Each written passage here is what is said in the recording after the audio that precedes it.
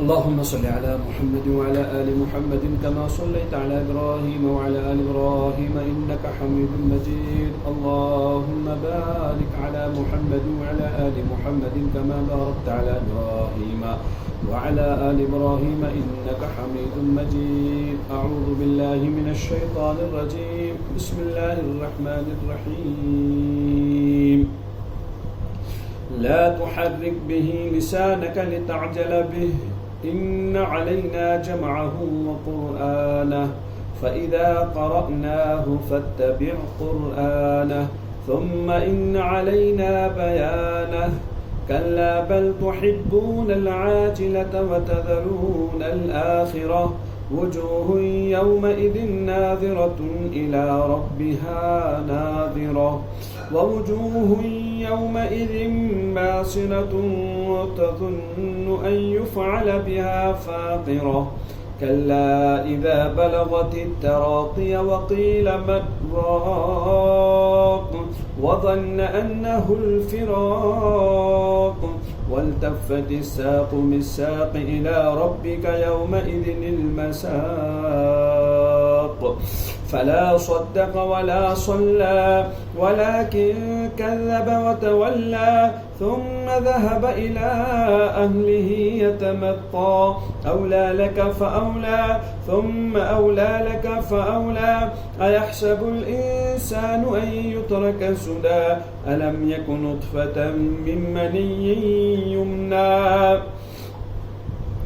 ثم كان علقة فخلق فسوى فجعل منه الزوجين الذكر والأنثى أليس ذلك بقادر على أن يحيي الموتى. صدق الله العظيم. سبحانك لا علم لنا إلا ما علمتنا إنك أنت العليم الحكيم. حسبي الله لا إله إلا هو عليه توكلت وهو رب العرش العظيم. أعوذ بالله من شرور أنفسنا ومن سيئات أعمالنا. أعوذ بالله من شرور أنفسنا ومن سيئات أعمالنا. أعوذ بالله من شرور أنفسنا ومن سيئات أعمالنا. اللهم إني أعوذ بك من شر نفسي ومن شر كل دابة أنت آخذ بناصيتها إن ربي على صراط مستقيم. اللهم صل على سيدنا محمد وعلى آل سيدنا محمد وبارك وسلم. اللهم صل على سيدنا محمد وعلى آل سيدنا محمد وبارك وسلم. اللهم صل على سيدنا محمد وعلى آل سيدنا محمد وبارك وسلم عليهم.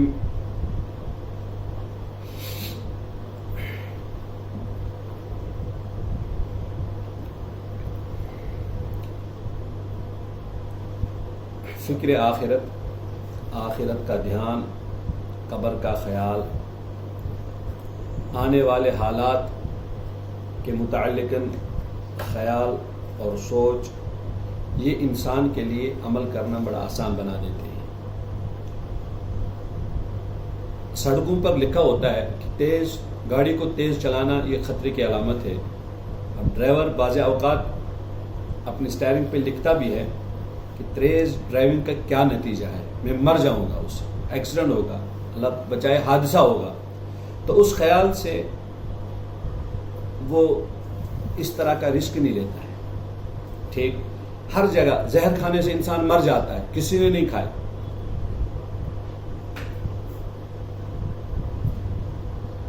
بجلی کی جو وائر تار جو ہوگی، کرنٹ، اس پہ ہاتھ اگر لگائیں گے تو کرنٹ سے ہم لوگ مر جائیں گے، لیکن تجربہ کسی نے نہیں کیا. لیکن اس بات کا احساس ہر ایک کو ہے. بچے کو بچپن سے ہی ہوتا ہے کہ زہر کھانے سے آدمی مرتا ہے، تو بس وہ ہمیشہ زہر سے دور رہتا ہے. ٹھیک، اللہ رب العزت آخرت کا احساس دلانا چاہتے ہیں ہم سب لوگوں کو کہ آخرت کا احساس اگر ہمیں رہا، قبر کا احساس اگر رہا، تو پھر نماز پڑھنا، یتیموں کا خیال رکھنا، فقراء کا خیال رکھنا، محتاجوں کا خیال رکھنا، دین کے کسی بھی حکم یا رکن پر عمل کرنا بڑا ہی آسان اس وقت ہوگا جب آخرت کا دھیان ہوگا. جب آخرت کے دھیان سے انسان لاپرواہ ہو جاتا ہے تو پھر بہت ساری کمیاں اور کوتاہیاں انسان میں جمع ہو جاتی ہیں. کل والی حدیث جو میں نے عرض کی تھی کہ نبی علیہ السلام نے فرمایا اذکروا ذکر حادم اللذات یعنی الموت، موت کو کثرت سے یاد کیا کرو، اس سے لذتیں دنیا کی ٹوٹ جاتی ہیں، اس سے لذتیں ٹوٹ جاتی ہیں۔ اور جنید بغدادی علیہ رحمہ کے ایک شاگرد گزرے ہیں، ان سے کسی نے پوچھا کہ آپ کو اللہ رب الرحمن نے کیسے یہ ولایت کا درجہ آپ کو کیسے ملا؟ تو انہوں نے بتایا کہ میں دن کو کام پہ جاتا تھا، شام کو آتے ہی میں نے اپنے گھر کے دروازے کے باہر ایک چھوٹا سا گڑھا بنایا تھا، قبر جیسی بنائی تھی، میں اس میں سو جاتا تھا، پھر اپنے آپ سے کہتا تھا کہ آج تو خود اس قبر میں گیا ہے، ابھی 5 منٹ کے بعد واپس نکلے گا، 10 منٹ کے بعد، لیکن ایک دن ایسا آنا ہے کہ تجھے جب اس گڑھے میں ڈالا جائے گا پھر تو چاہے گا بھی لیکن تو پھر نہیں نکل پائے گا۔ اس وقت تو اپنے ساتھ کھانے کی چیزیں بھی، تکیا بھی، بسترا بھی یا کپڑے بھی لے کے گیا اس گڑھے میں، لیکن ایک دن ایسا آئے گا تو خالی ہاتھ جائے گا، تو کرنا بھی چاہے گا۔ بس اس چیز کے احساس نے مجھے اللہ رب الرحمن کے احکامات پر عمل کرنا میرے لیے اس چیز نے آسان بنا دیا۔ تو بات یہ چل رہی تھی۔ آیت نمبر 16، 17، 18 کچھ آیتیں پھر مسلسل آ رہی ہیں کہ اے محمد صلی اللہ علیہ وسلم، جب ہم آپ پر قرآن کو نازل کرتے ہیں تو آپ اس وقت فوراً اس کو پڑھنا شروع نہ کریں، آپ اس فکر میں نہ لگیں، پہلے بات کو سنیں۔ لا تحرک بہ لسانک، آپ اپنے مبارک زبان کو نہ ہلائیں کہ لتعجل بہ، آپ اس کو جلدی جلدی یاد کریں گے۔ ان علینا جمعہ و قرآن، قرآن کریم کا آپ کے سینے میں جمع رکھنا ہماری ذمہ داری ہے، اس کو جمع رکھنا ہماری ذمہ داری ہے، اور اس کو پڑھانا بھی ہماری ذمہ داری ہے۔ آپ دھیان سے سنیے۔ تو اسے یہ بات بھی آ گئی کہ جب بھی کوئی بھی حکم ہو، بیان کیا جا رہا ہو، تو پہلے اس حکم کو ہم نے بالکل دھیان سے سننا ہوگا، دھیان سے سننا ہوگا۔ دھیان سے سننے سے کیا ہوگا کہ اللہ رب العزت پھر اس کی بہت ساری ذمہ داریاں خود لیتے ہیں تمہارے سینے میں اس کو۔ آج کل بہت سارے لوگ کیا کہتے ہیں، مطلب جلدی بات سمجھ نہیں پاتے، اس کی وجہ یہ ہوتی ہے کہ انسان کی توجہ شاید کہنے میں یا سننے میں پوری طرح اس طرف متوجہ نہیں رہتی۔ تو اے محمد علیہ السلام، جس وقت قرآن نازل ہوا کرے گا یا جس وقت ہم قرآن اتارتے ہیں آپ پر، تو آپ اپنی زبان مبارک کو نہ ہلایا کریں، آپ یہ فکر زیادہ اس فکر میں نہ لگ جائیں آپ کی میں اس کو یاد کر لوں گا، میں اس کو جمع کر لوں گا۔ یا محمد علیہ السلام، اس کا جمع کرنا اور اس کا پڑھانی تو ہماری ذمہ داری ہے۔ فَإِذَا قَرَأْنَاهُ فَاتَّبِعُوا الْقُرْآنَ، پھر ہم جب آپ کو پڑھائیں گے، پھر آپ کی ذمہ داری ہے فَاتَّبِعُوا الْقُرْآنَ، پھر اس پڑھے ہوئے کی اتباع آپ نے کرنی ہے، اس کی پھر آپ نے کیا کرنی، اتباع کرنی ہے۔ ثُمَّ إِنَّ عَلَيْنَا بَيَانًا، پھر اس کا بیان کرانا بھی ہمارے ذمہ ہے۔ تو بیان سے پہلے کتنی ساری ذمہ داری ہیں۔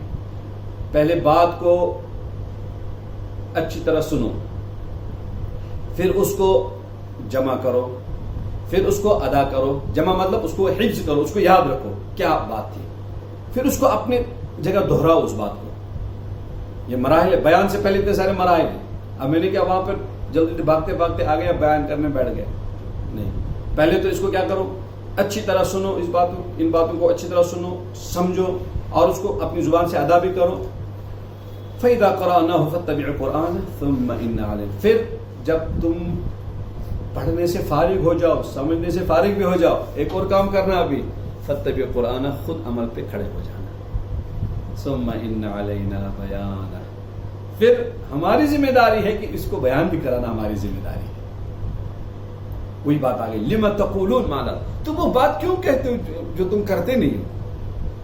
تو کوشش یہ ہونی چاہیے کہ اگر مجھے آج 6 باتوں سے متعلق اپنے شاگردوں کو، اپنے متعلقین کو، اپنے منسلکین کو 6 نصیحت کی باتیں بتانی ہیں، تو میں کوشش کروں کہ یہ باتیں میں پہلے خود اچھی طرح سمجھوں، اچھی طرح اس کا فہم مجھ میں آ جائے، اچھی طرح ان کو پہلے اپنی جگہ ادا کروں اور پھر اس پر عمل کی بھی کوشش کروں، اور ثم ان علینا بیان، پھر تو ہم پر ہی اس کا بیان کی ذمہ داری تو ہماری ہے۔ دل سے جو بات نکلتی ہے اثر رکھتی ہے، پر نہیں قوت پرواز رکھتی ہے، طاقت رکھتی ہے جو دل سے نکلتی ہے۔ اور اس وقت پھر اللہ رب الرحمن یہ نہیں دیکھتے کہ ارے یہ تو عربی تھا، یہ عجمی تھا، کیسے ایک دوسرے کو سمجھا پائے، نہیں، پھر اس بات میں اللہ رب العزت ہی تاثیر ڈالتے ہیں۔ ثم ان علینا بیان، اب انسان چونکہ فطری طور پر جلد باز ہے، قرآن نے کہا خلق الانسان عجولا، اسے تو جلد باز پیدا کیا ہی گیا، ظلوما جہولا، ظالم ہے، جاہل ہے، اس کو ظالم مزاج میں اس کے ظلم ہے، جہالت اس کے مزاج میں ہے، اور اس کو جلد باز پیدا کیا گیا۔ ابھی کیا انسان کیا کرتا ہے کہ جس چیز کا فائدہ اس کو جلدی نظر آتا ہے تو اس کی طرف جلدی لپکتا ہے، جس کا فائدہ اس کو جلد نظر نہ آئے تو اس کی طرف اس کا رجحان بہت کم بڑھتا ہے۔ آخرت کے بارے میں بھی یہ، دنیا میں جتنی ساری چیزیں، ان کے فوائد، ان کے ثمرات وہ تو نظر آتے ہیں، وہ تو سمجھ میں بھی آتے ہیں، لیکن آخرت والی چیزیں ارے ابھی تو دیکھی جائے گی، ابھی تو ہماری شادی بھی نہیں، ابھی تو بچے بھی نہیں ہوئے، ابھی تو مکان بھی نہیں بنا، ابھی تو وہ بھی نہیں ہوا، یہ بھی نہیں ہوا، آخرت والی باتیں بعد میں کریں گے، ابھی تو بچپنا ہے، ابھی تو جوانی ہے، ابھی کچھ کرنے دیں۔ اللہ فرماتے ہیں کلا، ہرگز نہیں، تحبون العاجلہ، جلدی کو تم پسند کرتے ہو، جس چیز کا تمہیں جلدی نفع نظر آ رہا ہے اس کی طرف تم لپکتے ہو، وتذرون الآخرہ، اور آخرت والی اس آخرت کو چھوڑ دیتے ہو۔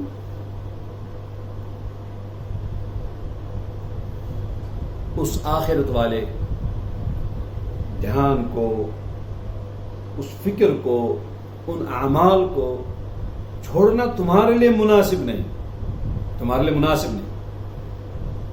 جس طرح ایک بچہ باپ سے چاکلیٹ کا تقاضا کرتا ہے، اب چاکلیٹ ایک دے دیا، وہ دوسرا مانگتا ہے، تیسرا مانگتا ہے، بچہ کیا چاہتا ہے کہ یہ جو 30 کا 30 آپ نے لائے ہیں، 100 کا 100 اس میں چاکلیٹس ہیں، یہ سارے کے سارے مجھے دے دو، میں ون ٹائم میں سب کھا لوں گا۔ باپ جانتا ہے کہ اگر زیادہ کھا لے گا بیمار ہو جائے گا، باپ اسے نہیں دے دیتا ہے۔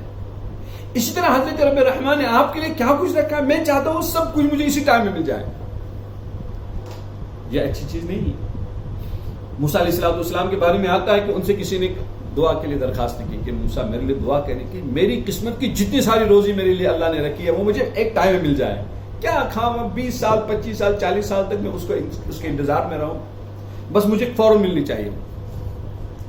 تو لکھا کہ دعا ہوئی، اللہ رب العزت نے ان کو آنن فانن کیا کر دیا، ساری رزق آ گئی۔ تو ایک مرتبہ موسیٰ علیہ السلام اس کے پاس سے گزر رہے تھے تو وہ ایک ایک دانہ کھا رہے تھے۔ پوچھا کیا ہوا ہے، چھوڑا سوکھ چکا ہے، تو تیری حالت بدل گئی ہے، کیا ہوا؟ کہا میں تھوڑا تھوڑا سا کھاتا ہوں۔ کہ کیوں تھوڑا تھوڑا سا اس انداز سے کیوں کھا رہے ہیں؟ کہا کہ مجھے بتا دیا گیا کہ یہ تیری زندگی کی ساری رزق تھی، ہم نے رکھی، تو کمپلیٹ کرے گا، اس کے بعد تجھے مرنا ہے، اب تو میں اس رزق کو آہستہ آہستہ اس لیے کھا رہا ہوں تاکہ میں اور زیادہ دیر تک جی لوں۔ تو انسان فطرتاً عجولہ ہے، جلد باز ہے، آخرت والے کنسپٹ اس پہ توجہ نہیں دینا چاہتا ہے، اس طرف سوچنا بھی چاہتا ہے، جانا بھی نہیں چاہتا، عمل بھی نہیں کرتا۔ اللہ رب الرحمن تحبون العاجلہ، تم محبت رکھتے ہو جلد بازی کو، جلدی کی چیزوں کو، یعنی دنیا کو، اور جو تمہارے سامنے نہیں ہے اس کو تم چھوڑ دیتے ہو، یعنی آخرت۔ وتذرون الآخرہ، یاد رکھو وجوہ یومئذ ناظرہ، بہت سارے چہرے اس دن بارونق ہوں گے، کیوں؟ الی ربہا ناظرہ، انہیں اس دن اپنے اللہ کا دیدار ہوگا، وہ اپنے اللہ کا دیدار کریں گے۔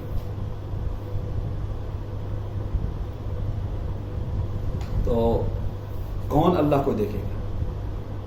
اس زندگی میں جو شخص اپنے آنکھوں کی حفاظت کرے گا، مثلا میں نے موبائل فون آن کیا، ٹی وی چل رہا ہے، دل تقاضا کر رہا کہ میں دیکھوں کیا کچھ ہے، سب کچھ دیکھوں،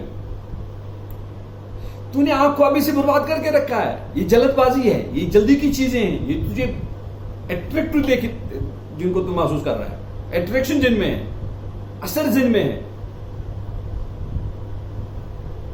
لیکن اگر تو یہاں پر اپنی آنکھ کو بچائے گا، اس چیز کو نہیں دیکھے گا جو آپ کی موبائل پہ، آپ کی ٹی وی پہ، آپ کی اسکرین پہ ہے، اس کے بدلے ایک دن ایسا آئے گا وجوہ یومئذ ناظرہ، بہت سارے چہرے بارونق ہوں گے، کیوں؟ الی ربہا ناظرہ، وہ اپنے اللہ، اپنے رب کا دیدار کریں گے، وہ اپنے اللہ کا دیدار کریں گے۔ اور جس وقت محبوب کا دیدار کیا جاتا ہے اس وقت سارے غم انسان بھول جاتا ہے۔ مثلا میں اپنے یہاں کی مثال دوں، ہمارے یہاں کشمیر میں تو جوان بچے 10 سال 8 سال 5 سال 6 سال بیچارے جیل چلے جاتے ہیں، اب مائیں بیچارے 8 سال تک اس بچے کے انتظار میں رہی کہ بیٹا آئے گا، کب آئے گا، کب آئے گا، آتے ہی میں بیٹے کو سب کچھ سناؤں گی کہ تیرے بھائی نے میرے ساتھ کیا کیا، تیری وائف نے میرے ساتھ کیا کیا، تیرے پڑوسی نے میرے ساتھ کیا کیا. اس ماں نے وہ سارے مناظر جمع کر رکھے ہیں. روزانہ سوچتی ہے کہ بیٹا جو ہی آئے گا سب داستان سناؤں گی. اتفاقاً 8 سال کے بعد، 8 سال کی کہانی کتنی تھی، بہت ساری کہانیاں تھی ماں کے پاس کہ بیٹا آتی میں بیٹے کو سناؤں گی. لیکن 8 سال کے بعد جو ہی اس کی نظریں بیٹے پہ پڑتی ہیں، بتاؤ کوئی ماں ان سارے مناظر کو یاد رہیں گے اسے؟ وہ ایٹ اے ٹائم سارے غم مصیبت کو بھول جاتی ہے. اسے بس ایک ہی بات ذہن میں رہتی ہے کہ میرا بیٹا میرے سامنے ہے.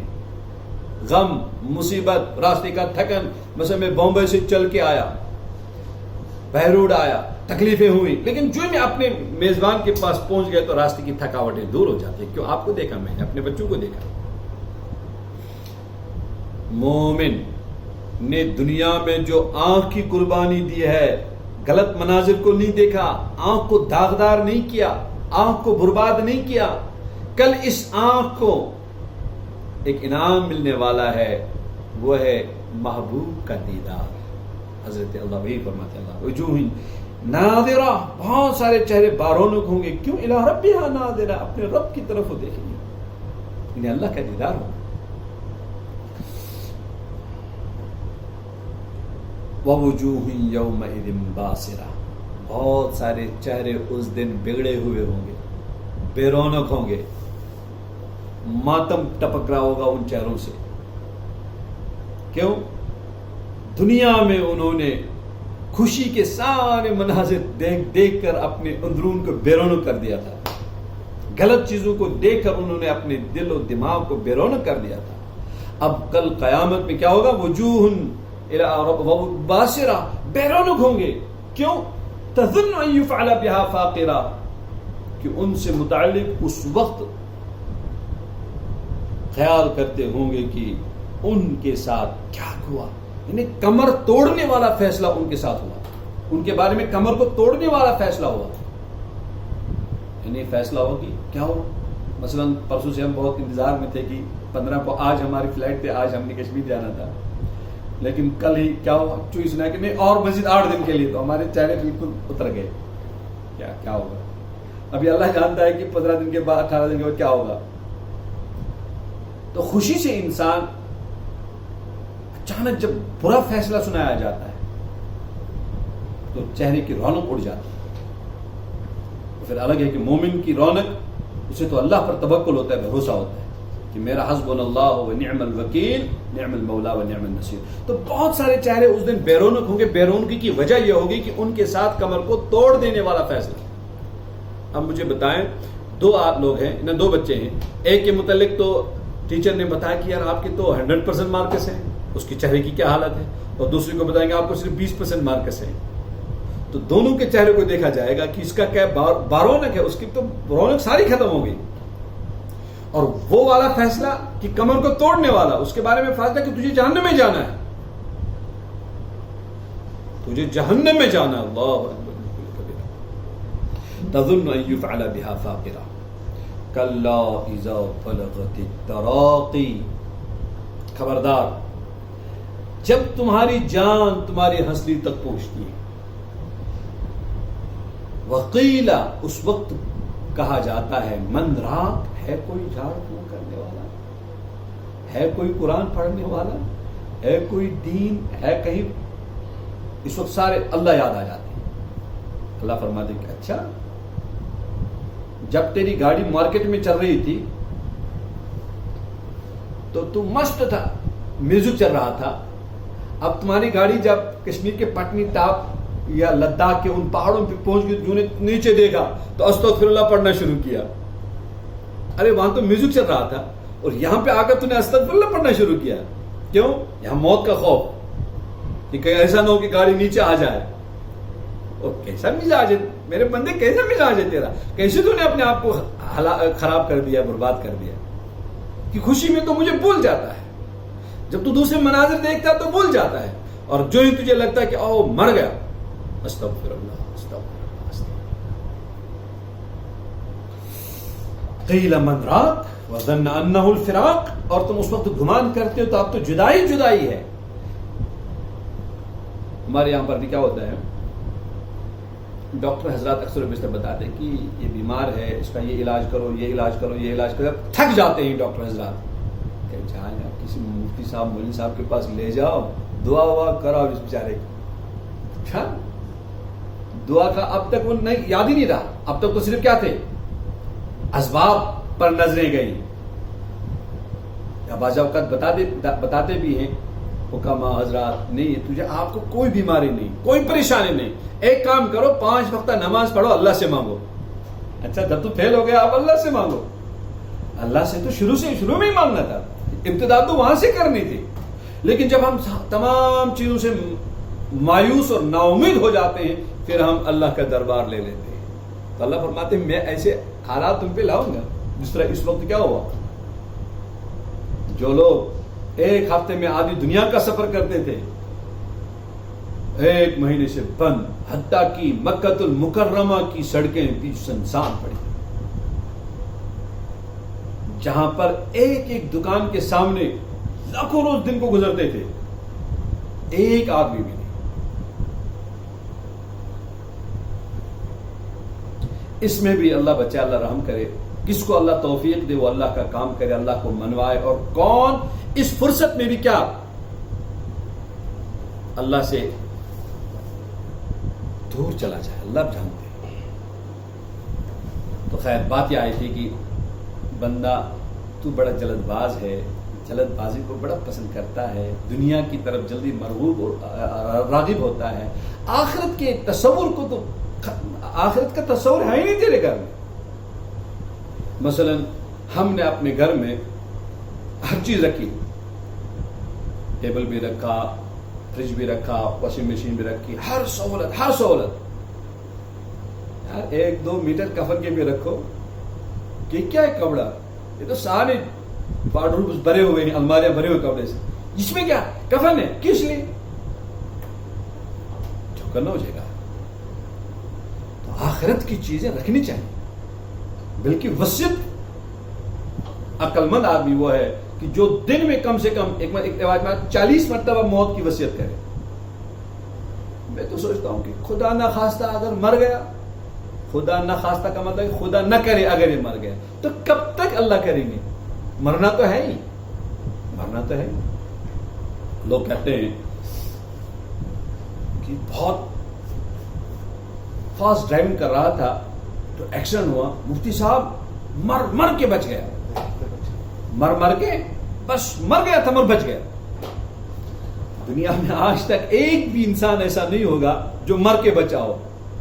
بلکہ الٹا اس کا ہوتا ہے کہ بچ کے سب مر جاتے ہیں. آپ نے مکان کیوں بنایا؟ بچنے کے لیے. آپ ایک کاروبار کیوں کر رہے ہیں؟ بچنے کے لیے. آپ اتنی محنت کیوں کر رہے ہیں؟ یہ بچنے کی ساری تدبیریں ہیں. لیکن اس بچنے کی تدبیروں میں بھی آج تک 1 مہینے میں 1 لاکھ لوگ مر گئے.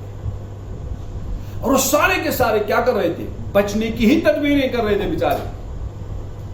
کوئی کسی ملک میں کر رہا تھا، کوئی کسی ملک میں کر رہا تھا، کوئی کیا کچھ کر رہا تھا. بس تو بچ کے سب مر جاتے ہیں، مر کے کوئی نہیں بچتا.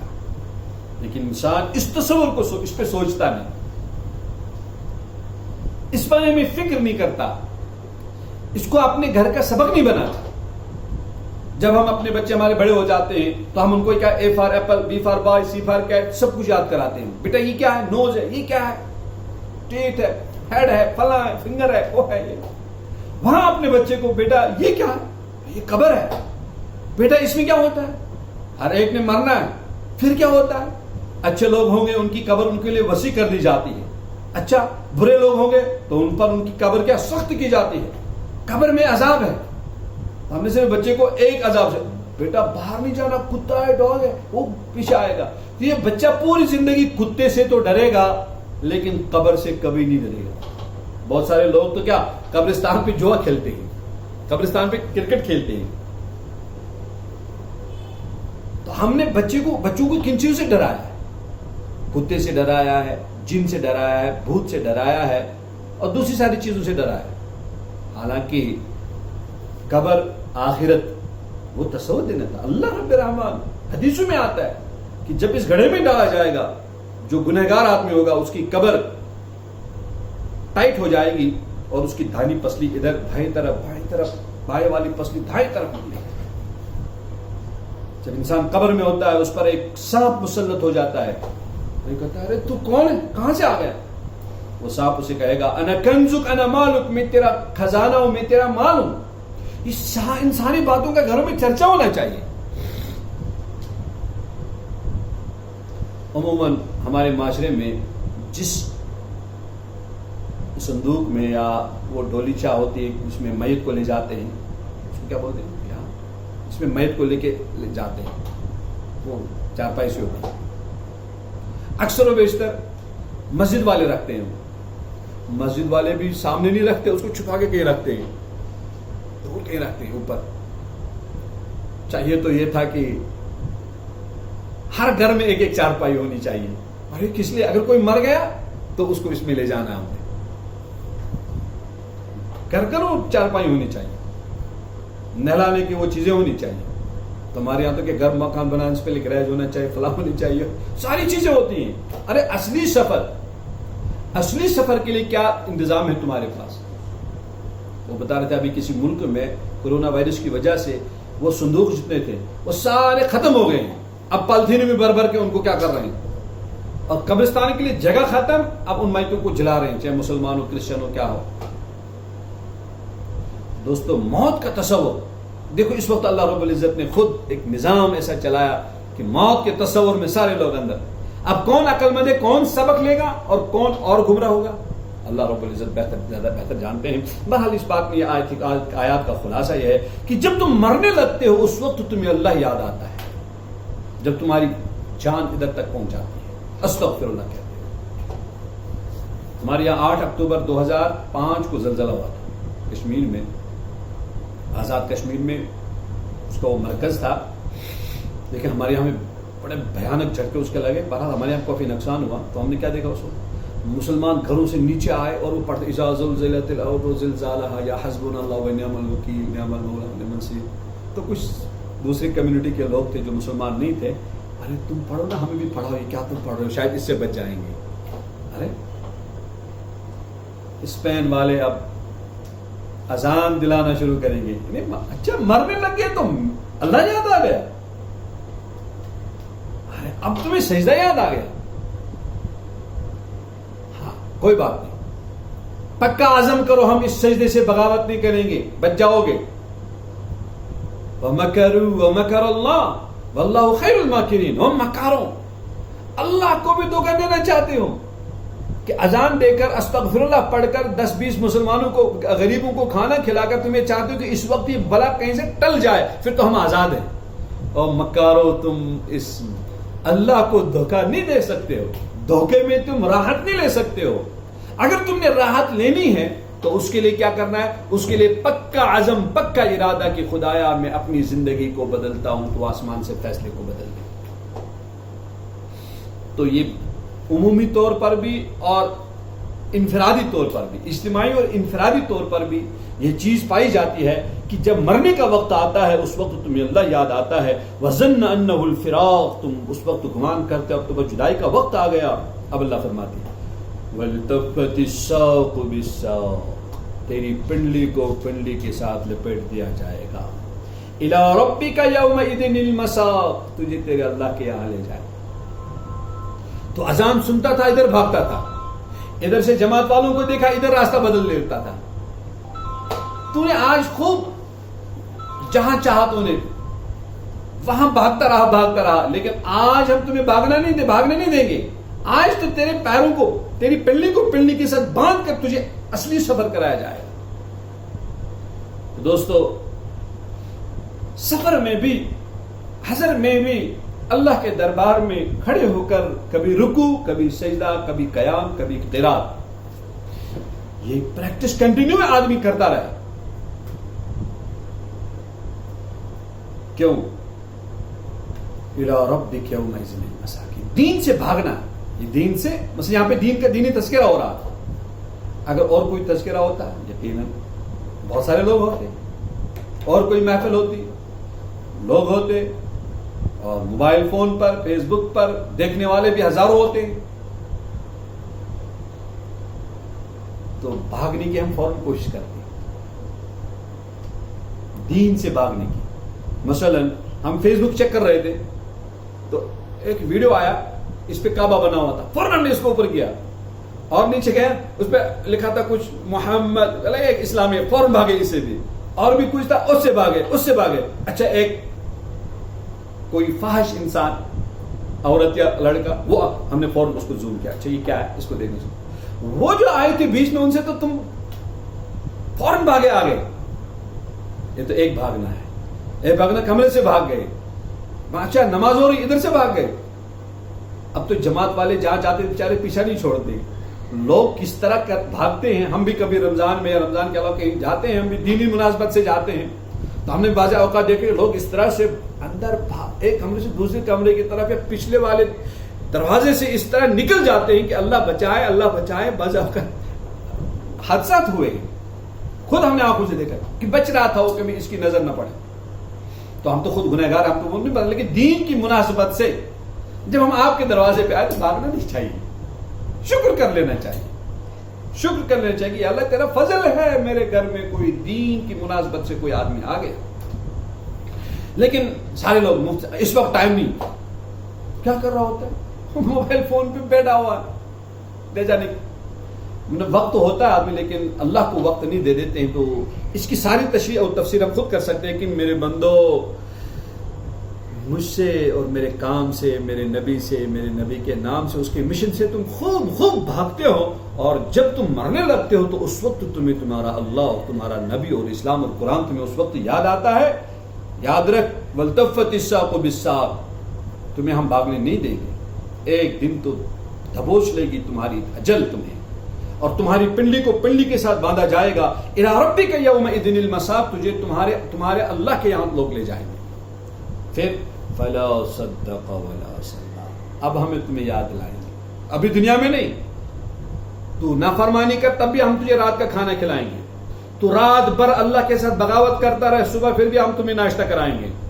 پھر تو نافرمانی کر کے تو سو جائے، پھر بھی ہم تیرے نیند میں تجھے فرشتے تجھ پر مامور کریں گے، جو فرشتے تیری حفاظت کریں گے.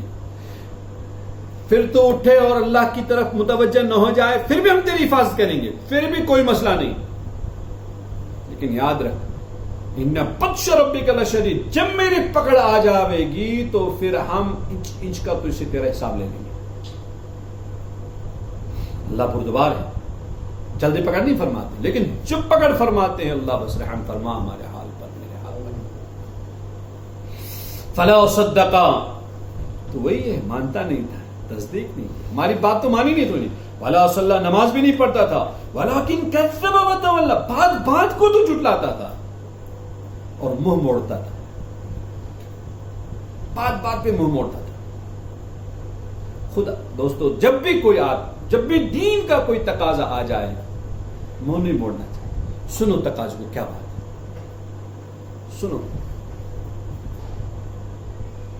کیا تقاضا ہے. ہم ایک مرتبہ ایک صاحب کے پاس گئے، ان سے کچھ کہا کہ یار ایک علاقے میں کچھ لوگ غریب ہیں، ان کی ہیلپ کرنی ہے.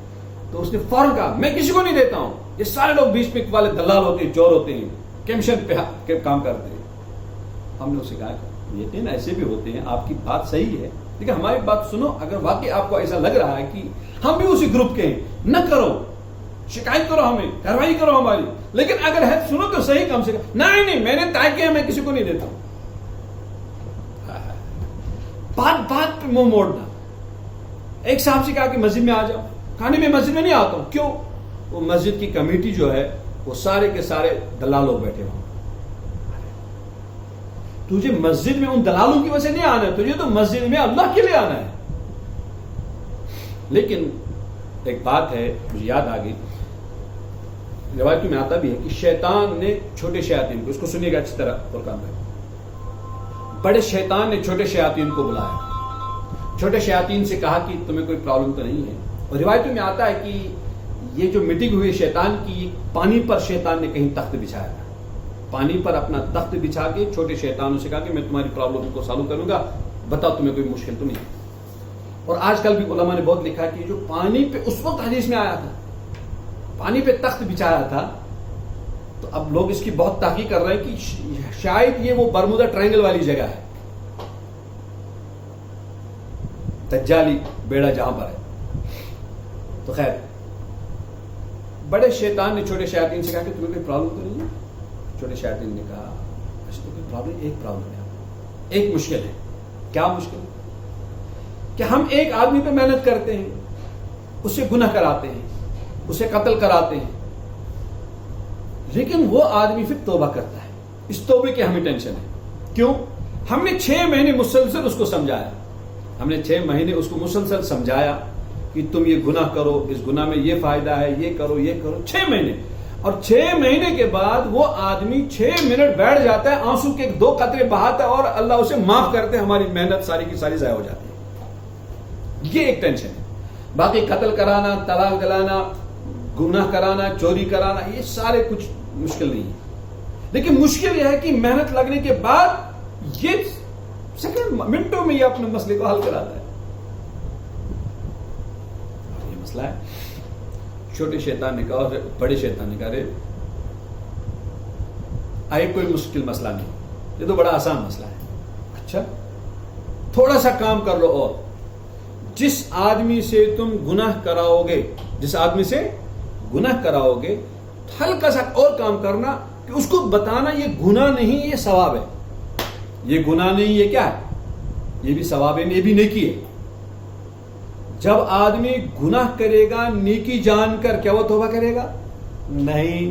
جب وہ گناہ کرے گا نیکی سمجھ کر، کیا اس پہ ندامت ہوگی؟ کیا وہ اس پہ آنسو بہائے گا؟ وہ تو اس چیز میں روز روز روز روز اضافہ کرے گا. بس یہی بتا دو اس کو، یہ گناہ نہیں، یہ بھی جائز ہے. دنیا میں جتنے سارے لوگ اپنے یا غیر گناہ کر رہے ہیں، سارے کے سارے اس گناہ پر کوئی نہ کوئی دلیل دی ہوئی ہے. وہ دلیل آئی کہاں سے؟ اور یہاں سے وہ دلیل آئی. منہ موڑنے کی دلیل یہاں سے آ گئی. مثلا میں ایک صاحب سے کہہ رہا ہوں کہ یار تم داڑھی کیوں نہیں رکھتے ہو؟ داڑھی تو تمام نبیوں کی سنت ہے، نبی علیہ السلام کی سنت ہے، نبی علیہ السلام بڑی مہانت آئی ہے. مفتی صاحب ہمارے محلے میں 5-6 لوگ داڑھی والے ہیں، اتنے مہنگا بیچتے ہیں، اتنا ان کی کریکٹر لیس ہے، وہ اتنے خراب ہیں، میں بغیر داڑھی کے اچھا ہوں. ابھی اس کے بغیر ہی اپنے آپ کو اچھا کہتا ہے کہ وہ برے ہیں، داڑھی رکھ کر داڑھی کو برباد کر رہے ہیں، بدنام کر رہے ہیں. میں نہیں رکھ رہا ہوں، میں اچھا ہوں، میں داڑھی کی عزت کر رہا ہوں. ارے عزت کہاں کر رہے ہو تم؟ تو اس کو نائی کے پیروں میں ڈال رہے ہو، روزانہ خود اس کی وہ کر رہے ہو، نالے میں پھینک رہے ہو اس کو. تو دوستو ہر انسان جو گناہ کرتا ہے ثواب جان کر، یہ بہت بڑی خطرناک چیز ہے. اور گناہ اگر کرے آدمی گناہ جان کر، تو اس پر توبے کی توفیق ممکن ہے، توبے کی توفیق ممکن ہے. تو یہ اللہ فرماتے ہیں ولیکن کذب، بات کو تو نے جھٹلایا اور بات پر تو نے منہ موڑا. اور آج کل ایک فکر لگی ہوئی دنیا میں، جو بھی دین کی کوئی بات آ جائے لوگ بالکل تحقیق لگے ہوئے رہتے ہیں، کون کیا کہے ہم فوراً اس کی کیا کریں گے؟ اپوزٹ کریں گے، بات کے اپوزٹ کریں گے. بتاؤ. تو دوستو انکار کرنے سے پہلے، منہ موڑنے سے پہلے 100 مرتبہ سوچنا چاہیے کہ کہیں میں منہ موڑنے سے اللہ کے یہاں مجرم تو نہیں ہو جاؤں گا.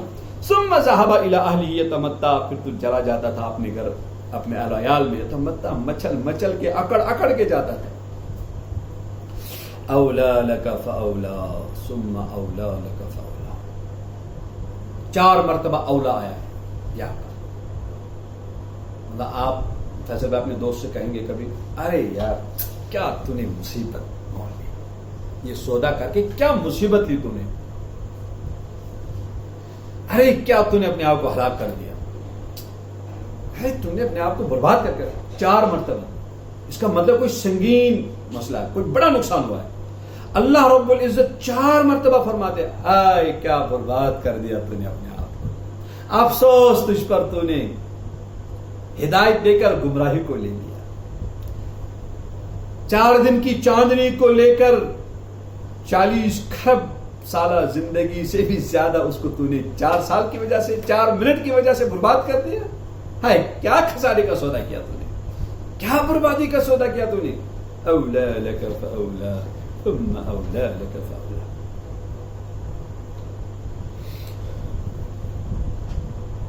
کیا مطلب افسوس کس پر ہے کہ تو نے آخرت کو چھوڑ کر دنیا کی طرف تو نے ہر چیز لگا دی، آخرت کی طرف کچھ نہیں لگایا. یہ خسارے کا سودا تو نے کیا. ایحسب الانسان، ابھی دھمکی دی گئی، اَيَحْسَبُ الْإِنسَانُ أَن يُتْرَكَ سُدًى، کیا انسان یہ گمان کر رکھا ہے کہ وہ بغیر مہار کے ہم نے اس کو چھوڑ دیا ہے؟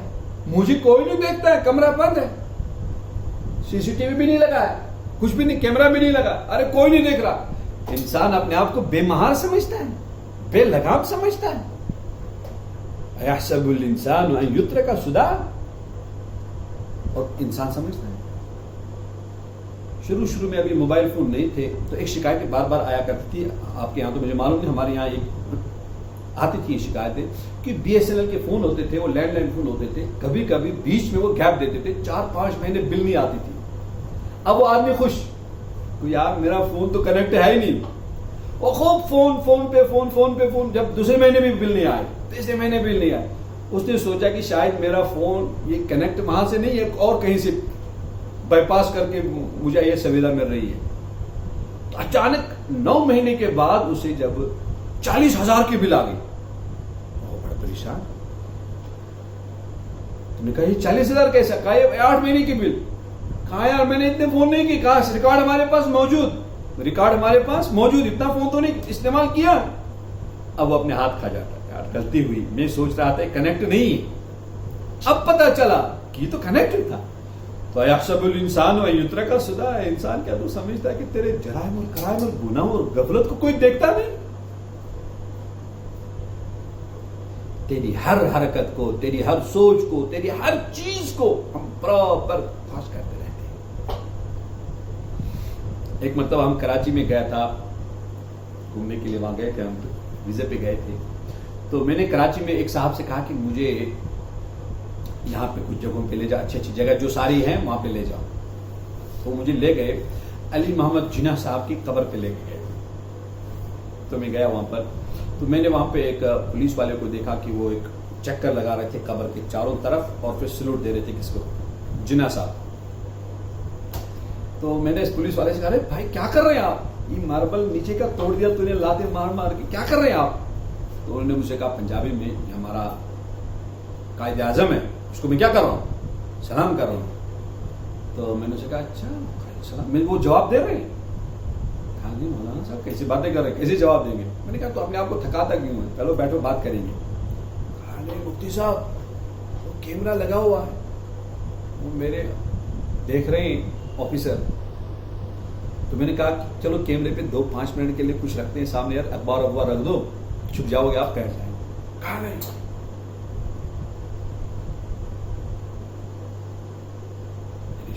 میرا کیمرہ مجھے دیکھ رہا ہے، تھکا رہا اپنے آپ. اور جب کیمرہ ہٹ گیا، خراب ہوا، تو سمجھتا میں اب میں نے اسے 2-3 باتیں سمجھانی تھی. قائد اعظم کی ساری طاقت قوت زمین میں ہے اس کے ساتھ اس وقت، وہ آپ کا بحال بھی کا نہیں کر سکے گا کیوں؟ اس کی طاقت چلے گئی. وہ تب تھے جب طاقت تھی تب کر سکتے تھے، اس وقت کیا کریں؟ اس لیے دوستو یہ والی زندگی میں جو کچھ کر سکتے ہو کر لینا ہے، مر گئے کو کیا کر سکتے ہیں؟ پھر انسان اپنے آپ کو سمجھتا ہے کہ مجھے کوئی دیکھتا نہیں ہے، میں مہار ہوں، میں لگام ہوں. ایسا نہیں ہے. اللہ فرماتے ہیں الم یکن نطفہ، اس کا جواب دیتے ہیں الم یکن نطفہ من منی یمنا، کیا تو منی کا ایک ناپاک قطرہ نہیں تھا؟ اس کو ٹپکایا جاتا ہے. ثم کان علقہ، جس اللہ نے اس خون کے قطرے سے تجھے پھر علقہ بنایا، فخلق فسوا، پھر تجھے برابر بنایا، فجعل منہ الزوجین الذکر والانثى، پھر اللہ رب العزت نے اسی پانی کے قطرے سے خون اور خون سے موٹا خون اور پھر اسی میں سے اللہ رب العزت نے مذکر مؤنث میل فیمیل کو پیدا کیا. الیس ذلک بقادر، کیا اس اللہ کو اس بات پہ قدرت نہیں ہے؟ الا ان یحیی الموتى، تجھے مرنے کے بعد پھر زندہ کرے گا. جس اللہ نے تجھے ناپاک گندے قطرے سے اور پانی کے قطرے سے تجھے اس طرح حسین بنایا، خوبصورت بنایا، صلاحیت والا بنایا، اور تیرا دماغ تو کیسا ہے، کیا سوچتا ہے، کیا کرتا ہے، کیا بناتا ہے، اس کی ساری بنیاد تو ایک پانی کا قطرہ ہے. جس اللہ نے تجھے اس پانی کے قطرے سے پیدا کیا، کیا وہ اللہ تجھے مرنے کے بعد پھر زندہ نہیں کرے گا؟ مطلب ہاں کروں گا، زندہ کروں گا. اس لیے مرنے کے بعد ہم سب نے زندہ ہونا ہے. ہم نے اپنے اللہ کے سامنے اپنی پوری زندگی سے متعلق جو سوالات ہونے ہیں ان کا ہم نے جواب دینا ہے. عقل مند وہ انسان ہے جو مرنے سے پہلے مرنے کی تیاری کرے. مرنے کا تصور، قبر کا تصور، فکر آخرت کو دوستو اپنے گھروں میں، اپنے مزاج میں، اپنے من میں بنا لینا چاہیے اور روزانہ اس پہ سوچنا چاہیے. روزانہ اس پہ سوچنا چاہیے. مثلا اس کو مراقبہ موت کہتے ہیں. مراقبہ موت، انسان کبھی قبلہ رخ ہو کر فون، موبائل، ہر چیز سے ہٹ کٹ کے 5 منٹ، زیادہ نہیں 2 ہی منٹ سے اپنے مرنے کے بارے میں سوچیں کہ مثلا میں اس وقت یہاں بنگلور میں ہوں، مجھے موت آ گئی، میرا سارا طرح کا طرح رہ جائے گا. لوگ کہتے ہیں کہ نہیں، اگر یہ مر گیا تو کچھ نہیں ہوگا، ادارہ نہیں چلے گا، سسٹم نہیں چلے گا، سرا درم. ارے دنیا میں اتنے سارے مر گئے پھر بھی دنیا چلی، پھر بھی دنیا چلی. تیرے مرنے سے کچھ نہیں ہوگا، تو برباد ہوگا. تو نے کیا کیا ہے بس سوچو. 2 منٹ 4 منٹ روزانہ. اس سے کیا ہوگا؟ اس سے اللہ رب العزت سے رشتہ مضبوط ہوگا. مثلا میں اس وقت ہوں، میں سوچوں گا کہ اچھا میں بستر پر ہوں، موت آیا، اس نے میری زبان بند کر لی، آنکھیں بھی بند کر لی، اب اس نے میرا روح نکالنا شروع کیا، کیا ہوگا؟ اپنے مرنے کے بارے میں دوستو خوب سوچا کرتے ہیں. قبر کے بارے میں، مثلا میں قبر میں ڈالا گیا، اب میرے کیا خیالات ہیں؟ میں سوچوں گا میں نے کیا کچھ کیا ہے. یار میں نے تو قبر کی کچھ تیاری نہیں کی. قبر کے متعلق سوچو، دفنانے کے متعلق سوچو. لوگوں کے بارے میں تو خوب خیالات آتے ہیں کہ مر گیا، اگر وہ مر گیا اس کو اس طرح دفنائیں گے، کفنائیں گے وغیرہ، لیکن اپنے بارے میں سوچنے سے دوستو اپنا رشتہ اپنے اللہ کے ساتھ مضبوط ہوگا اور دنیا کی لذتیں، غفلت، شہوتیں ساری ٹوٹ جائیں گی. اس سے دوستو عقل لگام میں آ سکتی ہے اور نفس کو بھی لگام لگ سکتی ہے. اگر ہم فکر آخرت کے بارے میں فکر آخرت کو لیں، اللہ رب الرحمن آپ کو بھی فکر آخرت کا احساس اور مجھے بھی فکر آخرت کا احساس دے. وآخر دعوانا الحمدللہ رب العالمین. سبحان اللہ بحمده سبحانك اللهم وبحمدك نشهد ان لا اله الا انت نستغفرك ونتوب اليك. سبحان ربك رب العزة عما يصفون وسلام على المرسلين الحمد لله رب العالمين.